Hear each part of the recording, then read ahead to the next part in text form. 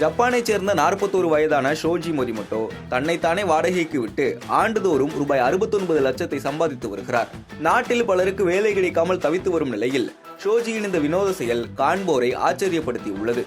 கடைக்கு போக ஆள் தேவை, குழந்தைகளுடன் விளையாடுவதற்கு ஆள் தேவை எனில் தயாராக இருக்கும் ஷோஜி சில விஷயங்களுக்கு ஸ்ட்ரிக்டாக நோ சொல்லி விடுவாராம். அப்படி என்ன ரூல்ஸ் இவர் வைத்திருக்கிறார் பார்க்கலாம்.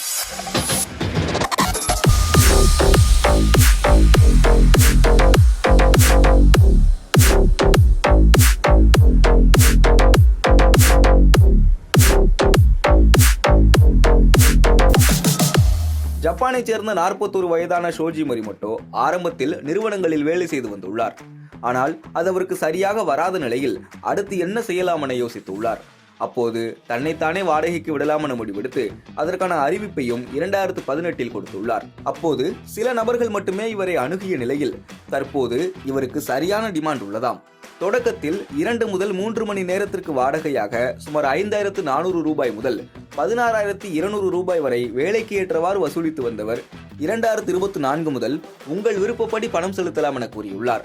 இது நீண்ட காலத்திற்கு நிலையானதாக இருக்குமா என்று எனக்கு தெரியவில்லை, ஆனால் நான் இந்த வேலையை ரசிக்கிறேன் என்று அவர் கூறியுள்ளார். கடைக்கு போக, தனிமையில் இருக்கும் முதியவர்களுக்கு ஆறுதலாக இருப்பது, குழந்தைகளுடன் விளையாடுவது, அவர்களுக்கு வீட்டு பாடம் செய்ய உதவுவது போன்ற வேலைகளுக்கு செல்லும் ஷோஜி கடினமான வேலைகளுக்கு வரமாட்டேன் என்று கூறிவிடுவாராம்.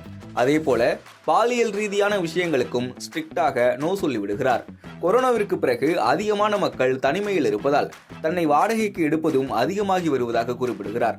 குறிப்பாக ஒருமுறை பெண் ஒருவர் அவரை வாடகைக்கு எடுத்து எதுவும் வேலை கொடுக்காமல் அமைதியாக அமர வைத்துள்ளார்.